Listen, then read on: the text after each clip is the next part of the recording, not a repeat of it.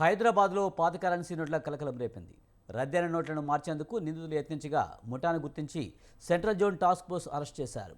అనంతరం వారి వద్ద నుంచి దాదాపు 55.52 లక్షల పాత కరెన్సీ నోట్లను స్వాధీనం చేసుకున్నారు.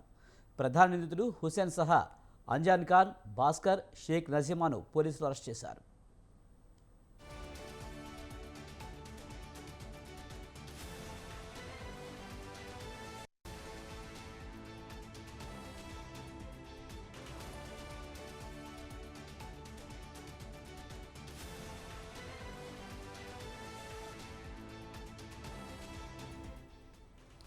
హైదరాబాద్లో పాత కరెన్సీ నోట్లు కలకలం రేపింది. రద్దైన నోట్లను మార్చేందుకు నిందితులు యత్నించగా ముఠాను గుర్తించి central zone task force arrest చేశారు. అనంతరం వారి వద్ద నుంచి దాదాపు 55.52 లక్షల పాత కరెన్సీ నోట్లను స్వాధీనం చేసుకున్నారు. ప్రధాన నిందితుడు హుసేన్ సహా అంజన్ ఖాన్, భాస్కర్, షేక్ నజీమాను పోలీసులు అరెస్ట్ చేశారు. దీనిపై మరింత సమాచారాన్ని మా కరెస్పాండెంట్ ఉషా అందిస్తారు. ఉషా, పాత బస్తీలో పాత కరెన్సీ నోట్ల కలకలానికి సంబంధించి పూర్తి సమాచారం ఏంటి?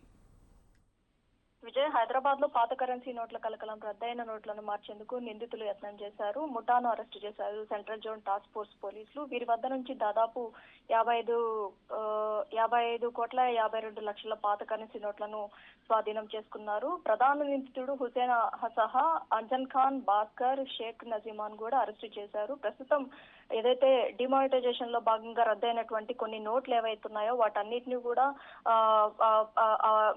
ఏదైతే వాటికి చెల్లిస్తాము, నగదు భారీ ఎత్తున చెల్లిస్తాము అన్న కోణంలోనే ఈ మొత్తం కూడా లావాదేవీలు జరిగినట్టుగా అయితే తెలుస్తుంది.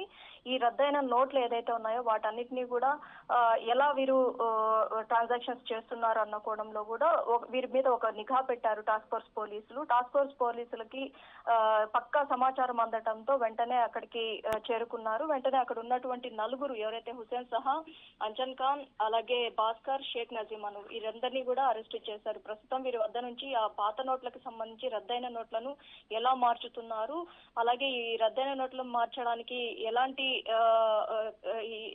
ఎలాంటి స్ట్రాటజీని వీళ్ళు ప్లే చేస్తున్నారు అన్న కోణంలో పూర్తి స్థాయిలో అయితే వీళ్ళని అరెస్ట్ చేసినటువంటి ఈ నలుగురు వద్ద నుంచి కూడా సమాచారం అయితే సేకరిస్తున్నట్టుగా అయితే తెలుస్తుంది. విజయ్, దీనిపై పోలీసులు ఏమంటున్నారు? అసలు రద్దయిన నోట్లను రిజర్వ్ బ్యాంక్ ఆఫ్ ఇండియా ఇక తీసుకునే అవకాశమే లేదు కదా, వీటిని ఎలా మారుస్తున్నారు? దీనికి సంబంధించిన పోలీసులు ఏమైనా సమాచారం చెప్పారా?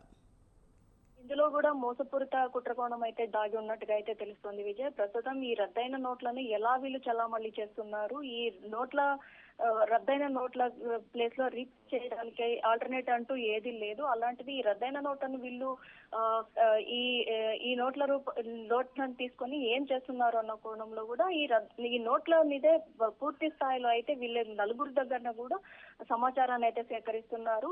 రద్దయిన నోట్లతో ఇతరత్ర కార్యక్రమాలు ఏం చేస్తున్నారు, ఎటు ఇది చలామణిలో లేని కరెన్సీ కాబట్టి ఈ చలామణిలో లేని కరెన్సీతో వీరు ఎలాంటి అసాంఘిక కార్యక్రమాలు కానీ ఎలాంటివి చేపడుతున్నారు, అలాగే ఈ నోట్లను కొనుగోలు చేసేటటువంటి వ్యక్తులు ఎవరు అన్న కోణంలో పూర్తి స్థాయిలో అయితే దర్యాప్తు చేస్తున్నారు. దీనికి ఇంత నగదు వెచ్చించి